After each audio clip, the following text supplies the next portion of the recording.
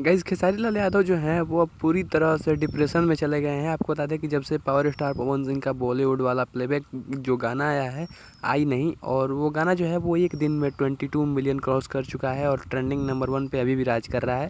और इसे जो है वो बॉलीवुड के बड़े बड़े सितारे देख रहे हैं और बड़े बड़े सितारे कहीं ना कहीं भोजपुरी में अब काम करने की और पवन सिंह के साथ काम करने की सोच रहे हैं। तो इसी को लेके खेसारी लाल यादव जो है वो विवाद करना चाह रहे हैं और उन्होंने पवन सिंह के यूट्यूबर्स पे हमेशा की तरह इल्ज़ाम लगाया है कि ये ऐसा ऐसा बोल रहे हैं, कंपेयर कर रहे हैं। तो भैया कंपेयर करने वाला काम कौन किया, शुरुआत कौन किया? शुभंकर मिश्रा के इंटरव्यू में जब आप गए तो आपसे पूछा गया कि आपकी और पवन सिंह की जो रिश्ता है वो कैसा है, तो आपने कहा कि बाली सुगरी वाला। शुरुआत तो भैया आपने है कि आप अपने आप को सबसे बेस्ट समझते हैं और कहीं ना कहीं पवन सिंह को आप नीचा समझते हैं। तो पवन सिंह के फैंस को तो इसे देखकर जलन होगा ही और वो आपसे कंपेयर तो करेंगे ही। लेकिन अब जब हम ओरिजिनल कंपेयर होने लगा तो आपको बुरा लगने लगा और आप यूट्यूबर्स को धमकी देने लगे। जी हाँ दोस्तों, अभी खेसारी लाल यादव की टीम की तरफ से पवन सिंह के यूट्यूबर्स सूर्या भाई और शुभम सिंह को जान से मारने की या मारने पीटने की धमकी दी गई है, जिसका पोस्ट उन्होंने अपने चैनल पे 12 घंटे पहले शेयर किया है।